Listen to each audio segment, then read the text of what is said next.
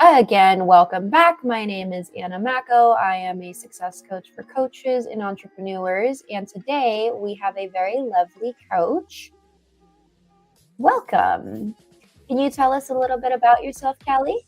Yes, absolutely. First, thank you for inviting me. I'm so excited. And so I am the owner of Elite Image Consultants.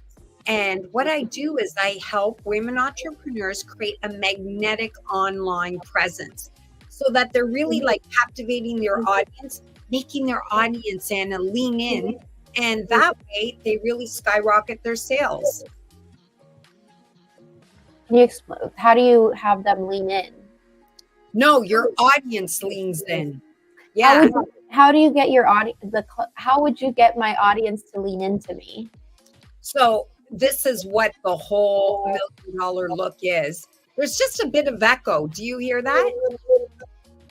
No, Not on my end. Let me double check. You can keep going and I'm going to double check it right now. Sure. And there's still the music too. The music is in the background. Yes. Oh, okay. So basically, I'll just start from the beginning of what I personally think it. Okay, Anna? So a lot of women entrepreneurs, they're so great at what they do. So their focus is all about content and deliverables. And that's fantastic. But what happens is because they're so focused on that, because that's their zone of genius, they forget that you still have to visually nurture your potential clients. And that's why I created the $1 million look. And what that does is there's certain elements within the program that really help to attract the client. So if you want me to break it down, or did you want to ask me anything further about that? I have other questions, but maybe we could break down mine closer towards the end. I do have some questions, though, if that's okay with you. Absolutely. Okay, cool. So I have the first one, which is what is it that inspired you to start Elite Image Consultants, and how did your journey lead you into this industry in the first place? So it's such a great question because we all started from somewhere, or we wouldn't be doing what we're doing. So literally probably when I was about 14, 13, I started doing skincare. And and I was like an Avon representative at 14 years old. I was an Alouette representative. Where was this and when was this? This was like 40 years ago, and it was in Toronto, Canada. Yes. So I was hosting parties, selling products then. It all came at 14? 14. Underage. But okay. That was my question, because I had a job at 14 too, but it was like under the table. And I'm like, that's right. How did you do it? Yes. I'm not sure, but when it comes to like Avon and stuff like that, I don't know if my mom had to sign or whatever, but I knew I threw the parties because I had people from my high school and everything. I was in grade 9. And I continued to do things like that consistently, even though going to university, got a degree in education and psychology. And still, I was basically there was this gravitational pull towards skincare, makeup, fashion. So here in Toronto, there's a very high-end retail store called Holt Renfrew.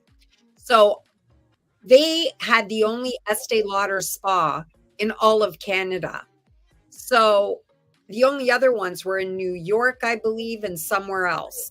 So I was the head trainer there. We created and did every sort of program for skin, and it was fantastic. So that's what started to make me really fall in love, even in fashion, because once you have access to clothing and everything and all the stylists, you just become part of that. So I worked with a few of them, as well as I had a friend that we used to order clothes for her store. every season. So it just was something that continually developed. And now in the online space, the best part about it is, Anna, the last skincare company that I worked for was called La Mer, and they are owned by Estee Lauder. A lot of people don't know that. I did know that, yeah. Yes. So they asked me during COVID if I could do training and do virtual interactive facials online, of course, during the pandemic, which I said absolutely, because I knew this would become a market one day, even more so than it was then, which it did. So today's entrepreneur is online, and a lot of them, like I said previously, they're great at what they do, but a lot of them just didn't have the access to the visual portion, which is your background, the symmetry, the lighting, the audio, all of that, showing up online, effortlessly aligning with the brand. So, it all comes down to that at the end of the day. It really does. Yeah. No, it really, really, really, really does. From my marketing and branding, you're like triggering my marketing and branding brain of like, I tell people like my colors, I usually try to stick to colors that have to do with my logo. So I stick to like blue and like pinkish, orangish, reddish colors. Yeah. And like red colors make you want to buy more. So I try and wear them online more. So that makes people be like excited or whatever. It just, you're like triggering a bunch of little buttons in my brain. I'm like, see that? Yeah. Well, see, that's the whole thing. And I think that's why, I love things like what you're doing, podcasts, summits, and that, to really get that information out there, how important it is, the way you show up. And again, because those first critical 7 seconds, Anna, when your audience show up. No. You have 3 seconds to grab their attention and keep it. It's not 7. It used to be, it was 7 and then it went down to 5. Now it's 3. So what you're doing is even more imperative. Wow.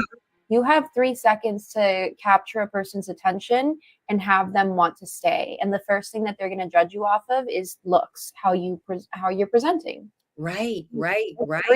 It's 3. Well, that's interesting. That it must be like people are so fast these days. If you can judge in 3, that's one thing probably, eh? It's not like a computer, right? Yeah, but it's not even that. It's that everyone is so distracted. So because they're so go, go, go, you have 3 seconds to capture and attain their attention to keep Absolutely. it. So you're definitely in the right zone. Absolutely. And, I'm glad you brought that up, because at the end of the day, one of the resources that I'm giving your audience is a guide of how to visually nurture their potential client, so that they don't lose them. Because if that client isn't nurtured visually with your background, your wardrobe, your hair, skin, everything, they're never going to make it beyond that to find out that you, Anna, are the one that's going to solve all their problems. Well, and you know what the craziest thing is I'm thinking about the judgment portion that we're focused on. And I come from the marketing and social media land where I had other coaches and entrepreneurs paying my company to get fake reviews and fake viewers. Like they would have like 400 viewers right now in our life, right? Right. And that is what kind of muddies the water to people that aren't qualified, that don't have their things together, but present well initially, get a lot of those people like, oh my God, that's how important. And I don't say this to like scare people or to like just focus on the negative, but really take a perspective and understand that the majority of people scamming human beings have a great presentation to entice the user and get them to trust them and bite.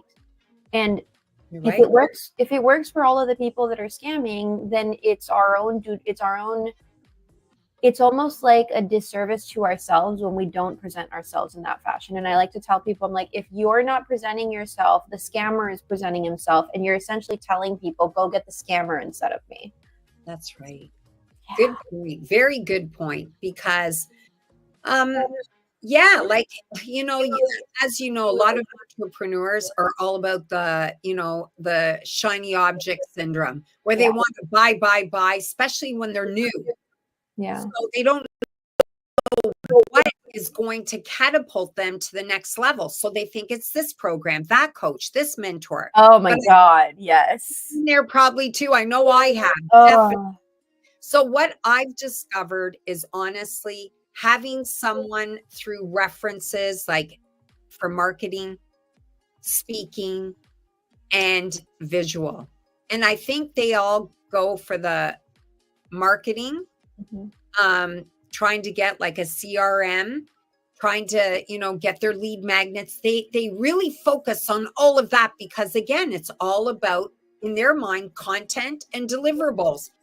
Sometimes they forget about the speaking and they forget about the visual. And thankfully, that's where I come in to make people feel more confident on camera and look the part.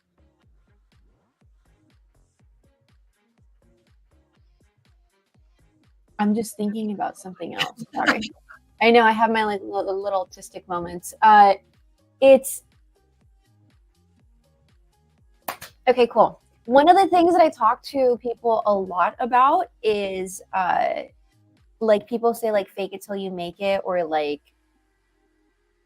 I don't know, whatever. One of the projects that I'm working on is trying to teach people how to step into roles, like alter egos, if you will. So Beyonce has her alter ego, Slim Shady has his alter ego, Elon Musk has autism, which is a form of that layer of alter ego of I am who I am, and I don't care what you think about me or what you say about me. It's like laser focused to know who you are and what you're doing. Right. That's right.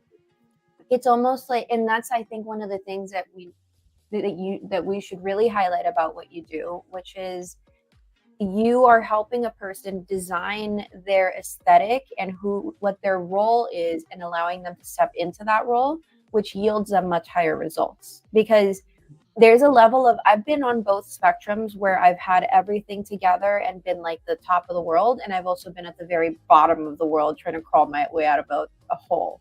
And it is a lot easier to crawl out of that hole. Absolutely. When you are dressed the part, when you feel the part, and you act the part, you pretend and you step into that, it's easier to catapult than it is to figure out why it's not working. Why isn't this happening? Why isn't this? It's so much easier to be able to create that character. It's like Sims. Create the character, design it, dress it, step into that role, start behaving as that character would. When you do that, the results, like, it's just like they say that if you want to be successful, visualize the future successful you and step into it now, that, and yeah. live it, feel it, and then that's when you go on. It's like align yourself and prime yourself before you actually address your audience with that image in mind.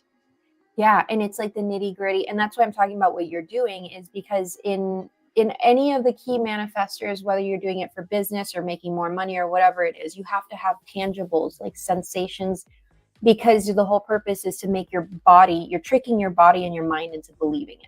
Yeah. So if I want to be a billionaire, which is my actual deepest, darkest secret goal, right?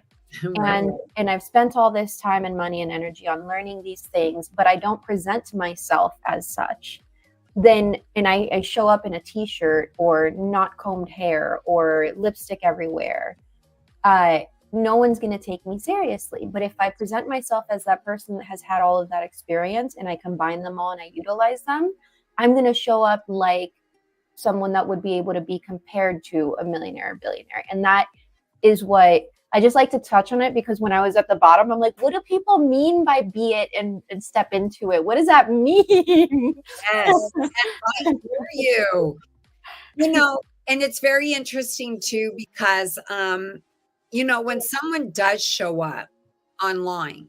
It's like even you, Anna, it's like if I was to like show up and you were doing something and visually I'm looking at you, I might be the person that looks and thinks, you know, I love her look. I love her image. I love how she speaks. She's engaging. That's right. So the thing is what happens is your audience, if they think you're looking good and you have a successful business, they think that, of course, you can teach them this. If you've done it and mastered the systems and put them in place so that you look good, your skin looks vibrant and healthy, not exhausted and tired, and you are working still and you're doing really, really well, that you can vacation and you can live the life you wanted. Well, I want to step into your life and you're the person for me. But I'm not going to get there if you're not visually making me want that. So if I saw you disheveled and everything and I'm looking, I'm thinking, oh, wait a minute. How is she? Damn, I need to do my hair. I didn't do it today. That's all I'm thinking as you're talking. Or it's funny, like you look great, but I mean, how is it that there's some people out there? I'm always curious when, if you were to say to a group of, 20 online women entrepreneurs to give themselves out of a 10, what they feel they're showing up, a lot of them, my number and their number for them is totally different.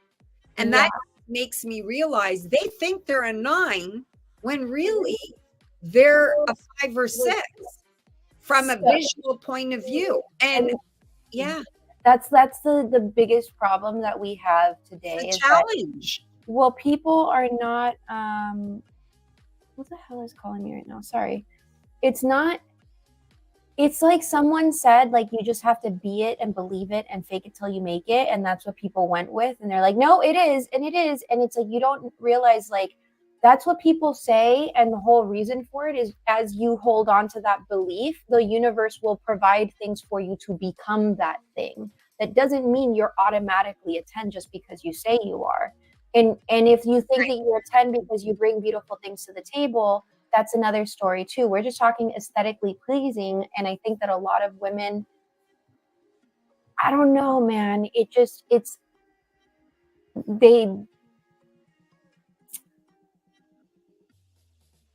I don't know. I think that's one of the few. I've studied so many things that I have answers to. Women doing, because I know what you're, and it's the reason I'm laughing is it's not just an entrepreneur. You're bringing it from a clean entrepreneur standpoint. In the internet world, in dating, men and women are having a field day arguing with each other because men will go up to women and say, what do you rate yourself? And it'll be like a gremlin that says, I'm a 10, but she looks like she's a 2. And those are the things where it's like our society's having a little issue. Because forget about dating. That's what they think in networking too.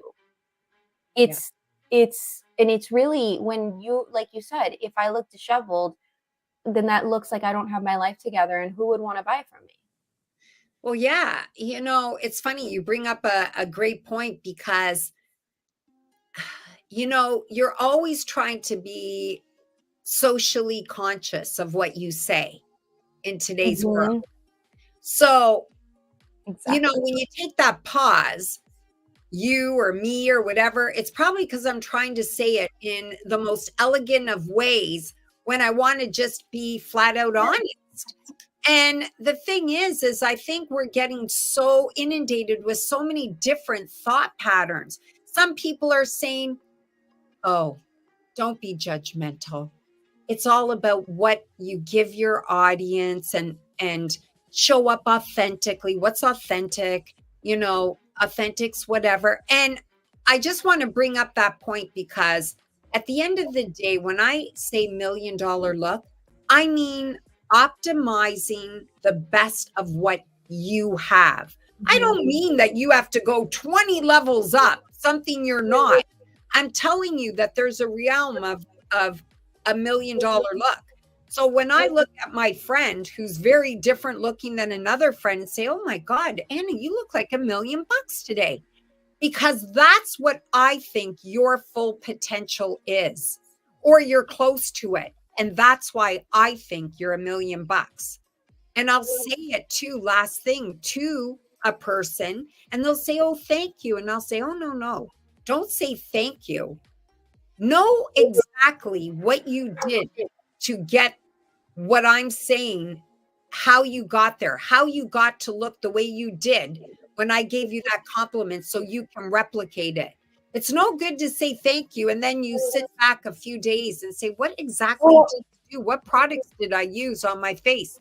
I say it for a purpose. I think that touches on the question Mocking Junior kind of put, which is, but isn't this unhealthy, not being authentic the whole time? And I think that what we're trying to explain in this is that you're actually there's different versions of you. There's the crappy version of you when you're sick or you're sad or everything is terrible.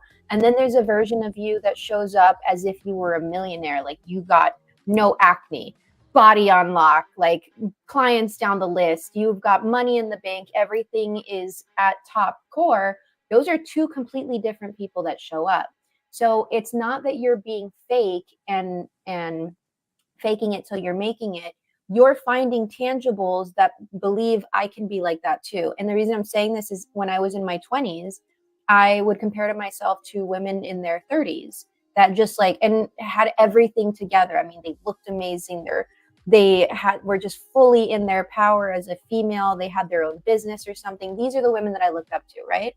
But when I compared myself to them, they were so freaking perfect. And I'm like, how did they do that? And I stressed myself up. I got into filler and doing all crazy stuff, or all sorts of crazy things, because I wanted to be like them immediately. I didn't realize it took them about 30 years to understand who they were, what they like, what they don't like, what resonates to them, what color makes them stand out, how to do their eyeliner a certain way, how to perfect who they were.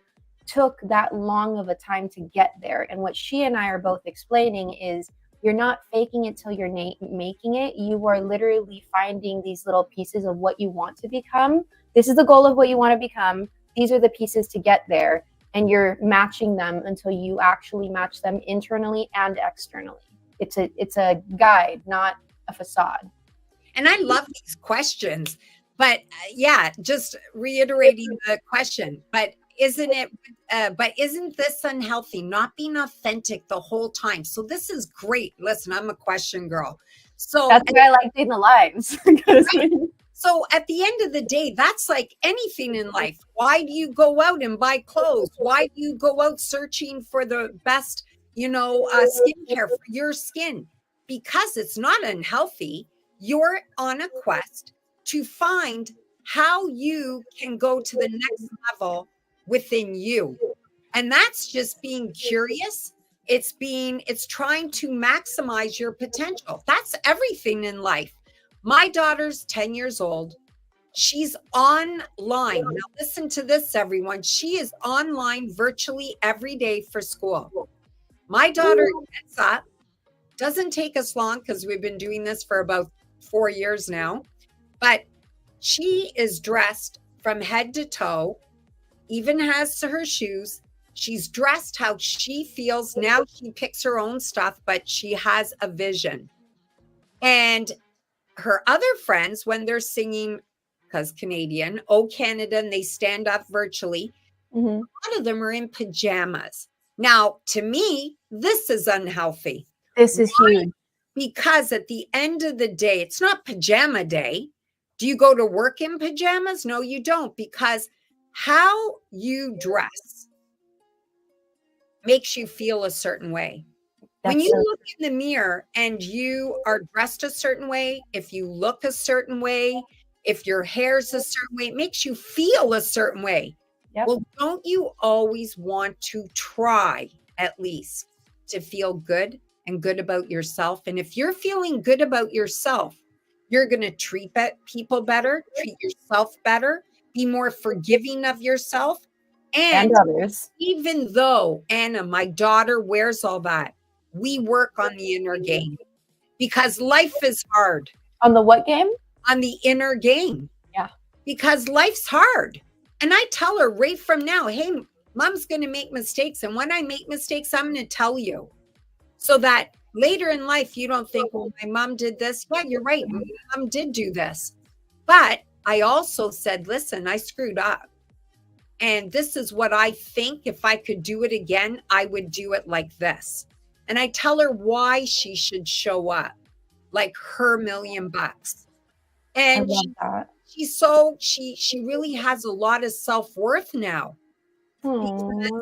And the reason why I'm sharing this is you sometimes when you are in person in school, you're building your self-worth, but it's also compromised because of bullying and everything. Not to say there's not cyberbullying because she's had that. No, but in person, it's a little it's very different. I know what you mean. So, I was bullied in school all the entire time I was there. So like, right? So there's part of me that thinks, hey, just off on a tangent, but to finish there is, you know, if I can solidify her value for herself right now, where it's so strong that if someone tries to compromise it, she knows how to intrinsically pivot. And I work a lot on that because I'm all about creating confident kids. That was my business too before all this. Can I tell you a story then? Please, please. It has to do with this question. Thanks for the question too. I love questions. So when I was a kid, I was born and raised in LA, and the bullying was like really bad. And I told my mom I had low self-esteem. And so she suggested that we shave my head. And I did. It was like a very weird situation because like there were scissor marks. It wasn't professionally done. It was awful. But it kind of did that for me where like I would wear earrings and stuff, but like my whatever social thing I thought I was going to have, especially in high school, like done. But it kind of worked where I didn't, because I couldn't focus on like the big thing that was there. Yes. It forced me to not care. And it worked for a really long time, and I lost it and then I had to get it back again. But what do you think about that situation? Because I've told people, and some people think it's abuse and other people think it's great. I just know that like ever since then, it gave me the ability to love myself regardless of just naked, if that makes sense. So you know what I think about that? I love podcasts. But what I think about that is, first of all, a huge defining moment is, let's not get stuck in this story like some people would have thought it's abusive, but then that's a strike against your mom. Your mom was doing something that she thought was the best thing for you to get you through something that was challenging. So I want people to realize that when it comes to parents, for the most part, I'm not saying every parent, of course, there's behaviors out there that are not appropriate. Right. For the most part, we take with us and then we do the blame. So the thing is did it work for you or didn't it? And you said it. But at the same time, it's like I went to all girls schools, like private schools that have uniforms. The reason why they have uniforms is for the consistency and that people don't see that hierarchy where there's the rich, the poor, you are all the same. And that's fundamentally what that's all about. So being uniform, right? So it's very interesting. No, I wouldn't think that's abusive. Do I think it's different? I never thought of it, but who's to say that that isn't brilliant? Like for me, that's honestly where I got my hack from, of figuring out hacks. Like, how can I get marketing to work faster and better? How can I get sales to go up? Is I figured out life hacks from that situation. This lady, she came up with some weird ass things to get me like on here, but it worked every time. And I'm like, anyways, I just wanted to get your insight on that. I do have a few more questions, if that's okay. Yeah. Okay, cool. You did or actually already talk about that one. We actually talked a lot about these.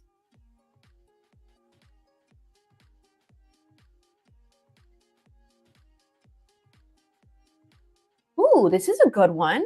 How, what are some tips that you can give to people that are camera shy or nervous about appearing on videos? Because we have, even like on this podcast, and I multi-stream, Yep. we have people that'll come on, and sometimes I'll talk about a topic or like financial stream or something, and I have people in the chat. I drop the link, and a lot of people are nervous to come on. So not just in entrepreneur world, but in any world, people are nervous to come and show face and like communicate this way. Is there any feedback that you can give to people that can help them get over that nervousness and just Absolutely. So just to prep for that question, it's you know, a lot of times, like here in Canada, and I'm sure in the States too, that, you know, my father was an entrepreneur, and he used to always say that schools should have a financial course, so you know how to invest, so that you spend money and learn how to create wealth. Well, only a year ago, they did do that, but it took them decades. Yeah, now schools, even in elementary, my daughter, they have financial course so that you start to learn how to build wealth. And this is very important. I don't think we do that in America yet. That's so sad. I mean, parents speak, right? If they continually put it out there, they'll do that, right? And the thing is, or people can do it at home. But another thing, creating wealth.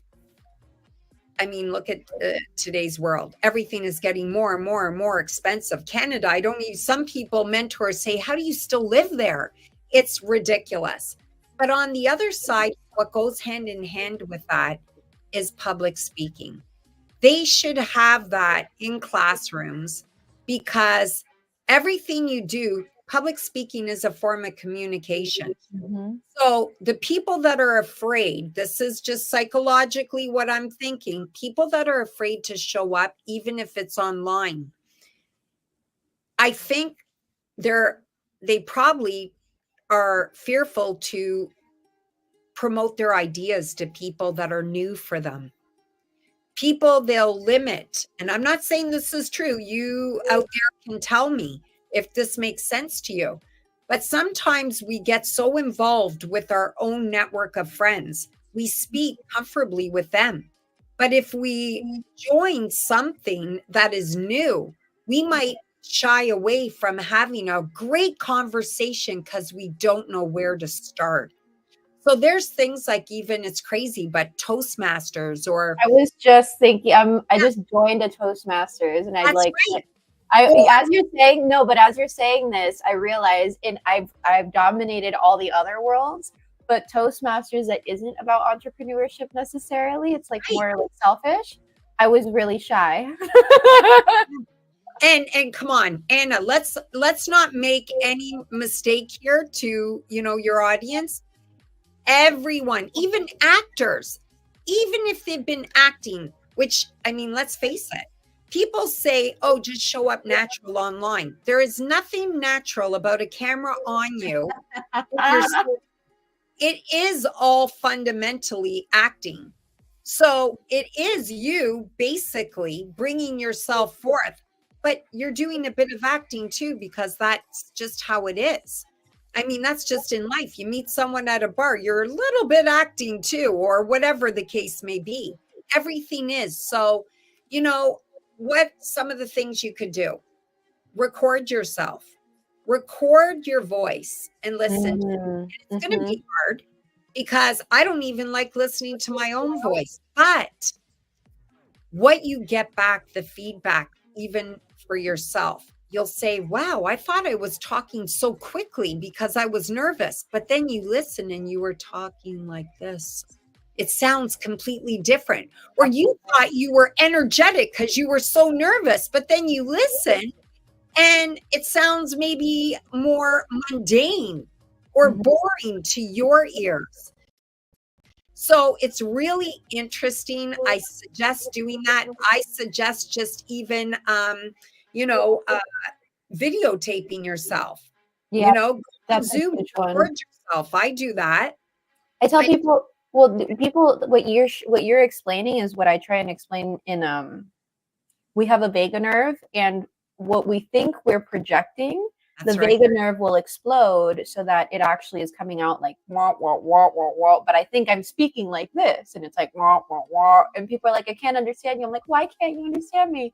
It's because our own vagus nerve is preventing us from moving forward. So It's that recording is you can't fight the recording. You can't no.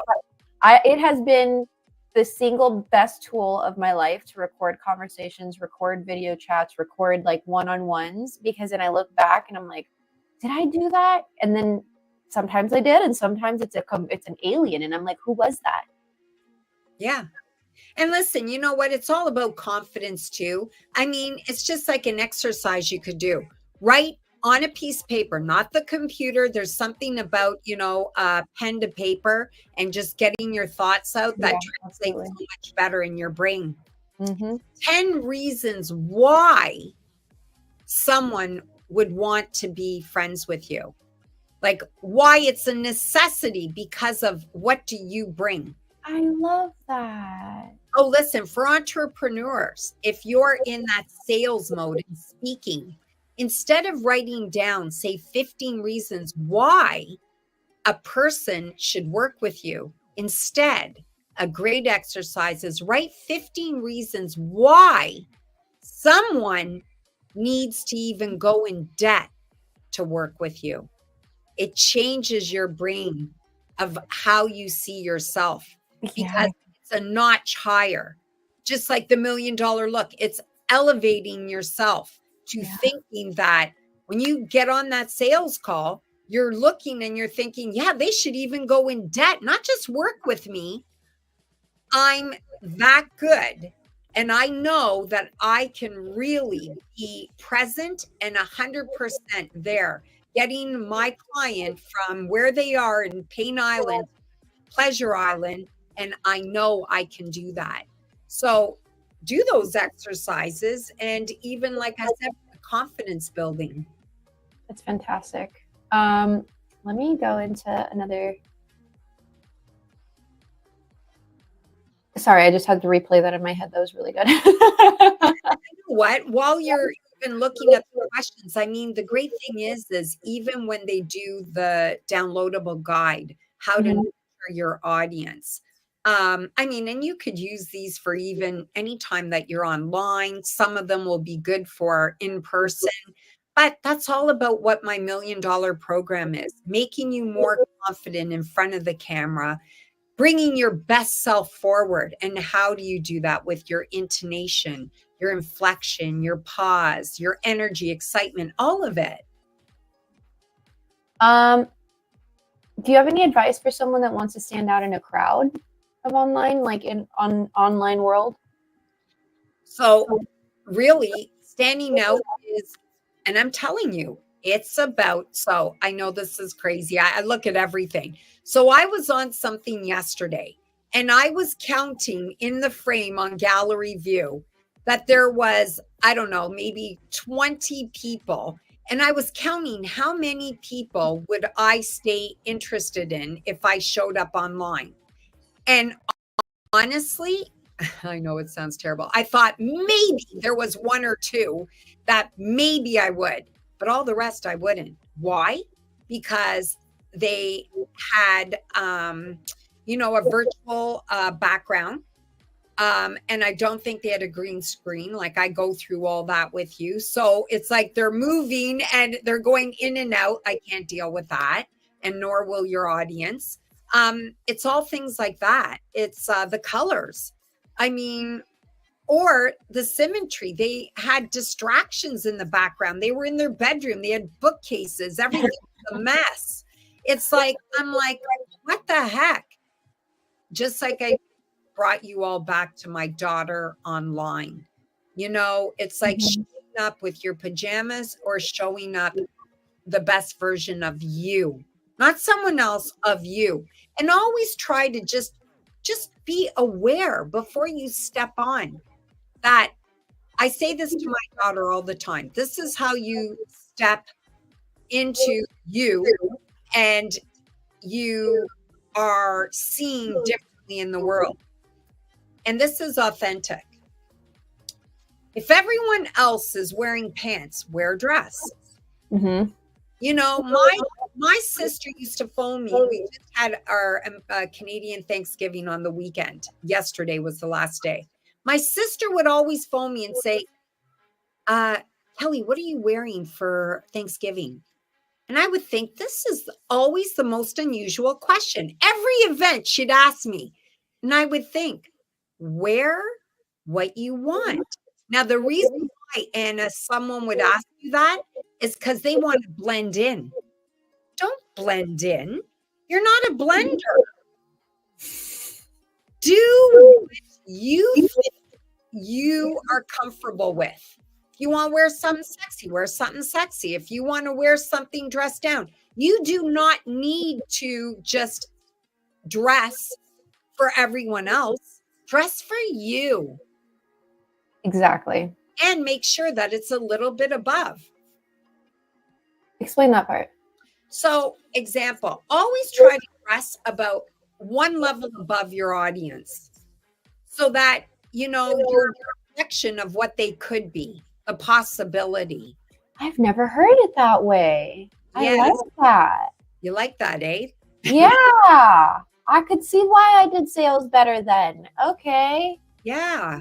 Last year was my t-shirt year.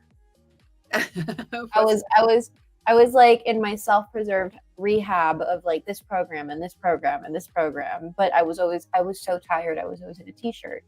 And then I wasn't making sales for a while, and then I switched over to wearing my nice clothes that I used to go out in all the time, and I only wore my going out nice clothes. Sales came.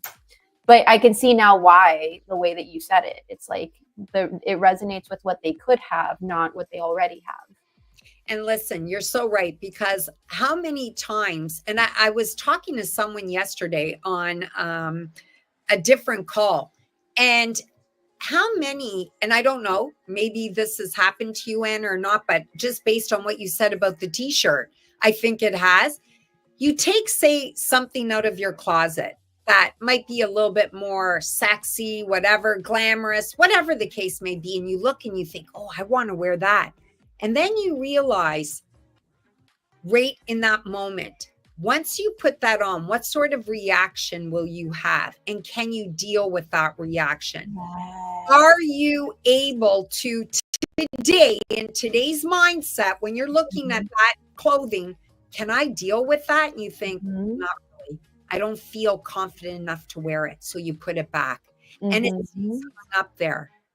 But the dress you're dying to wear. But you need to work on building your confidence. And what we do is we shut the closet door and we go for something that is just hiding us. So it's so interesting because what we choose as our clothing and everything really dictates what's going on in our mind. And I thought of that, so I threw that out there. No, the way that you're saying it makes normal people that aren't looking at this understand and comprehend how it could be utilized so well. Because it's like going on a first date and you like show up in a t-shirt and like, actually I did that one time where like I showed up in like, I think it was sneakers and like a fanny pack.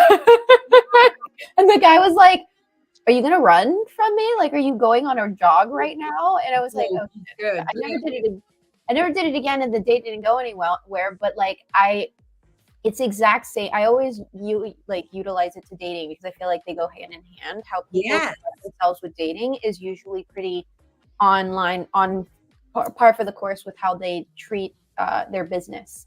Absolutely. So like, if they dress inappropriately on a first date, most likely they'll dress inappropriately at a networking event. If they, it's weird. If they're like, go for the kill and sell, they're probably trying to get into the girl's pants, or the girl is trying to like find out what his savings account looks like. Like it's weird. Right? Or now it's probably vice versa. The men want to see what her savings account's like. It's a woman's world coming up. And now No. I'm Latin. I don't believe in equality. Let's go back. There's chivalry, and then there's like equality and all things like that. in my opinion, there's a difference between those two things. There is, but people don't know that. And so I just stick with, I don't believe in equality. Right. It's the easiest thing to do or say, right? It's the easiest to say. But do you have any, we started this off asking if you have any tips for me, and we can end it there. And then I'd like to have you do your spiel again. We can tell people about the freebie that's in the description, and then we can close up. Sure. Cool. So what would you suggest for me? So suggest for you as far as like what I do, right? Yeah. So I want to show off your abilities. Absolutely. So the one thing is I'm only seeing a small portion of you instead of the whole screen. Hold on. I'll kick you off. Is this better? No, it's even now I just see you. So go back to the other way. So, of course, is that a mirror in the background? Like, no, that's a door for the backyard. And it's a glass there or a mirror? Yeah. No, it's glass. Okay, so I probably wouldn't be sitting in front of the door. I would have like you would suit better just having a straight, simple background. You could have a nice color. I would do a color. I think it would work nice with your skin. This is I'm just straightforward. Yeah. But because I think you can take that. Yeah. I think that this color doesn't do you justice. It's just plain. Oh, this one or the white one? The white. It doesn't even show up as white online. It doesn't look white. Oh, okay. Is it white? Yeah, it's. And remember, white, there's maybe about 10 different shades of white. Yeah. Right? So what color would you recommend? Well, you said that with your brand is I'd have to see I can only see a little tiny speck of color in your top left-hand corner. I guess maybe it's a picture. Oh, yeah. Yeah, that. Yeah. So it's a dog with a surfboard. Is the surfboard the colors of your brand? They're what? Is the surfboard the colors within your brand? Because you said they were yellows and pinks. Yeah, those actually are some of them. I mean, there's pink and blue, which is really just what I stick to, pink and blue. Right. So I would definitely have something. I'd find out more, Anna, like exactly who. I ask a lot of questions beforehand. I have people fill out something. I have you send me, a clip of you talking online. You're an entrepreneur, just even maybe your 1 minute in the environment that you actually do most of your sessions, so that it gives you an idea of what it is, where you have the gaps. So I do everything from your skin. Like your skin could be more vibrant. Okay? So I would teach you a better routine because I know already there's some things maybe that you're not using. I'm just going to throw it out there. Do you use a toner? Girl, I don't use anything on my face. It's terrible. We came from T-shirt here. Listen, you picked the wrong girl because I know. So we came from T-shirt year. We just started again. But it's just like you said. It's better starting with not knowing than thinking you know too much, because I can take you to levels when it's like having color correction for your hair. A hairdresser likes to be able to do the color. They hate doing color correction, someone else's mistakes. So you spend so much time correcting all the problems instead of creating. So it's better just starting from scratch. So it's great that you don't use any products right now when you start with me, because you're going to see significant results because you're starting from that baseline. And then we go on to different wardrobe, like I call it a wardrobe capsule, where Anna, you just wake up in the morning, you think, oh, I have a speaking gig in person, and you go to things I've chosen with you in your closet, and it's a no-brainer. You're confident in those clothes. The colors are what you feel good in. It's all about what you feel good in because you're going to project that to your audience, and then it's a win-win. So, and the same with the background. The more I know your brand and your audience, That makes I sense. ask you, what 5 words do you want people to really, when they think of Anna, what are the 5 words that you want them to come to mind? So we base it all on that. I love that. That makes a lot of sense consistency wise. And Yeah, you're constantly going towards your ideal client. that's right. So it's not sometimes just if you're more brand oriented, and I heard you, because some people don't want to dress to their brand. Right. Right. So because you're more brand oriented, there's more conversation about what is the brand and Mhm. what is it that you want your audience to know about you. And we bring that into the whole $1 million look for you. So great question. It's just, it'll be good when people download, if they book with me, or I even did like a special offer for your audience to Mhm. really just help them navigate through learning how to show up online their best self confidently and saying their message with more clarity and conviction. And I practice with them because practice, like they say, it's progress. And we all have to do it. Even me, I'm sure you. Yeah. No, absolutely. Can you explain again who you are, how you help your clients, and where people can find you?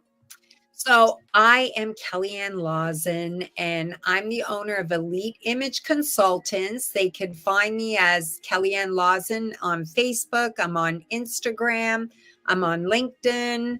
And I just started a YouTube station, but I haven't started that yet.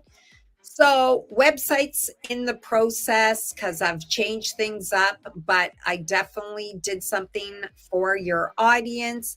And it's all about creating that magnetic online presence so that now you get it, so that people are captivated and they lean in wanting to say, Anna, tell me more of what you do. Thank you so much. Yes. And you guys, the link to her website and the freebie on there is on her website, and it is in the description below. So you can find her, make an appointment, or grab the freebie. It'll say yes, and it'll say get the guide. Just Perfect. so you know. Well, thank you so much for coming on today. And as usual, let me bring you down for a second. My name is Anna. I am a success coach. I teach and coach entrepreneurs and coaches how to grow their business, build leads, and close sales. And this podcast is a self-help for anyone, including entrepreneurs and non-entrepreneurs, to get a bunch of tips and guides from coaches that help you catapult your success in your life. So please like, share, and subscribe, and we will see you next